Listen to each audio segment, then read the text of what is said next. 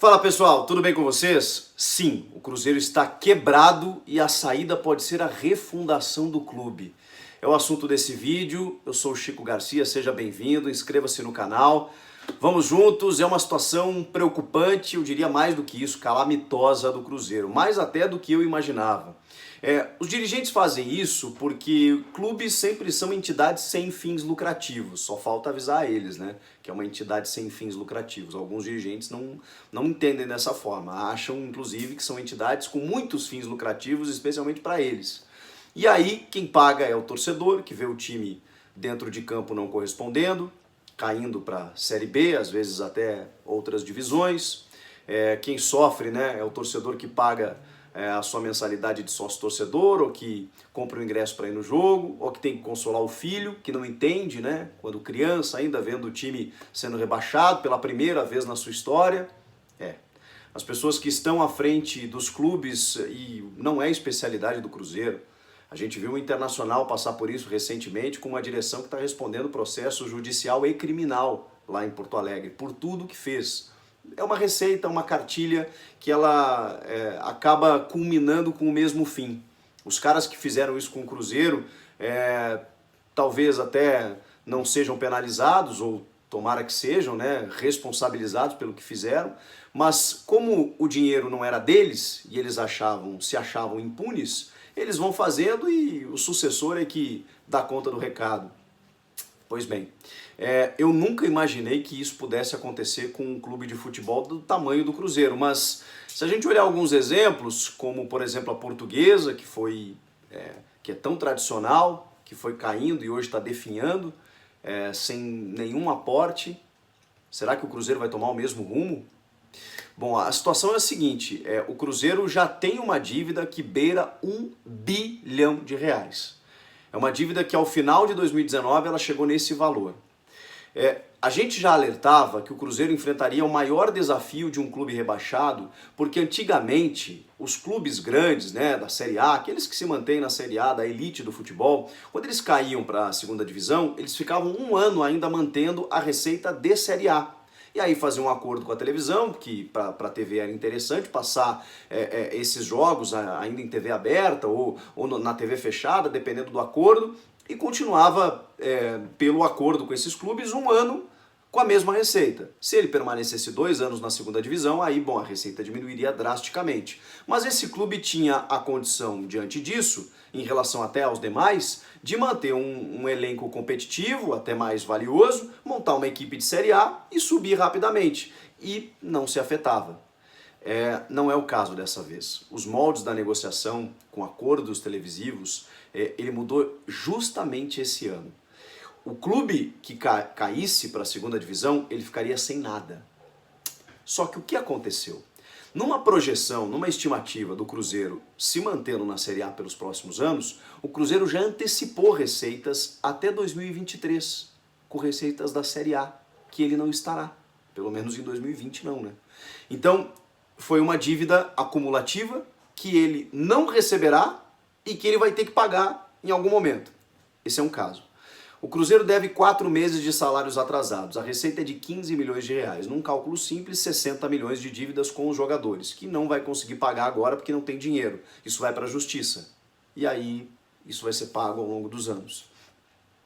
Porque haverá muitas ações judiciais, não só de jogadores, mas de funcionários do refeitório, funcionários da limpeza, funcionários de todo o ambiente do clube que não receberam salários.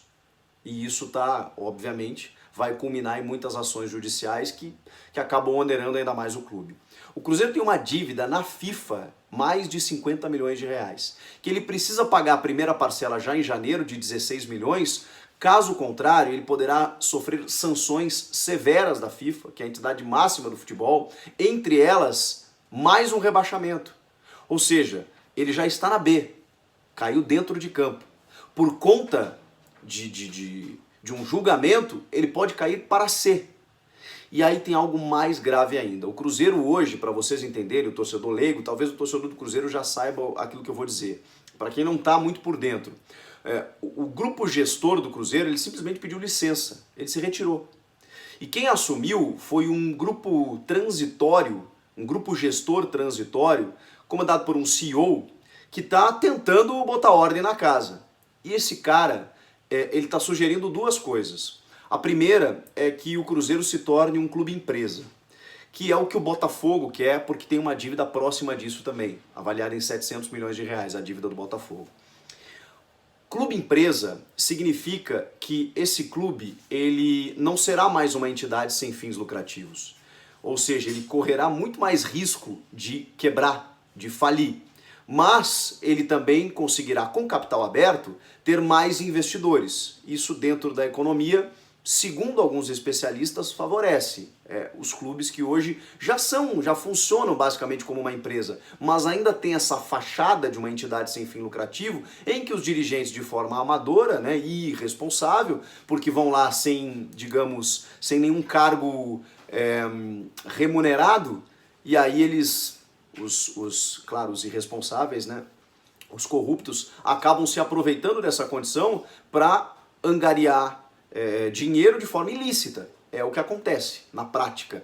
Então essa fachada eles querem desmontar para que haja uma empresa profissional com CEO, com gerenciamento matricial, que é nada mais nada menos do que receitas com despesas, para você não gastar mais do que você tem, para você ter responsabilidade fiscal. É isso que se pretende clubes, empresas. Só que isso é um projeto de lei que já foi aprovado pela Câmara, mas ainda está no Senado. E tudo bem, se for sancionado ano que vem, mas a gente não sabe quando, o Cruzeiro ainda está à espera disso. A outra sugestão é uma refundação do Cruzeiro. É o Cruzeiro recomeçar do zero, na última divisão, que é a quarta, a Série D. O Cruzeiro começar da Série D, pagando, enumerando em anos a fio a sua dívida com o governo, com a FIFA, com jogadores, para que, sei lá, em uma década talvez o Cruzeiro consiga se restabelecer. Gente, é uma situação que poucas vezes eu vi igual, se é que vi algo parecido com isso no futebol brasileiro. Uma coisa impensável, né?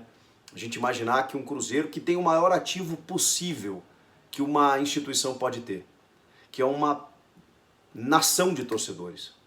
O Cruzeiro tem milhões de torcedores e que, infelizmente, eu digo para você, torcedor, vai precisar de você. Haverá inclusive uma campanha nos próximos dias aí para que o torcedor ajude. Olha só. Você, torcedor, você só torceu, você só sofreu. Você não é responsável por nada que está acontecendo. Mas você, nesse momento, vai ser chamado para tentar resolver o problema. Para você ajudar de alguma forma. E o Cruzeiro ter alguma verba, alguma garantia para poder sobreviver. Olha a que ponto chegamos. Que isso sirva de lição. Eu acho que o caso do Cruzeiro ele é mais grave do que se imaginava. A gente terá próximos capítulos dessa história. E teve mais um, né? Hoje, o Cruzeiro, que ontem encerrou seu ciclo com a Umbro, a sua fornecedora de material esportivo, anunciou hoje em todas as suas redes um acordo com a Adidas, que é uma grande fornecedora de material esportivo. Aliás, a própria Adidas anunciou esse acordo com o Cruzeiro. Isso foi pela manhã. À noite, esse mesmo CEO disse que vai romper o acordo porque ele não é interessante para o Cruzeiro. São 2,5 milhões de reais anuais, o que para os cofres do Cruzeiro hoje, para a marca Cruzeiro, isso é muito irrisório. Detalhe, o Cruzeiro já recebeu esses 2,5 milhões, já adiantou. Ou seja, o Cruzeiro vai romper isso, mas ainda vai ficar devendo para a Adidas esse valor. Mais uma apenas das insanidades cometidas pelos dirigentes nos últimos anos. Eu não sei mais nem o que dizer. Eu só tenho a lamentar e esperar que o Cruzeiro saia dessa de uma forma menos sofrível possível, mas menos dolorosa. Mas não será, né? Ela será bem doída, porque refundação, um clube do tamanho do Cruzeiro, começar na quarta divisão, vamos aguardar. O que vocês acharam dessa história toda? Comentem aqui embaixo, eu volto na próxima. Tchau!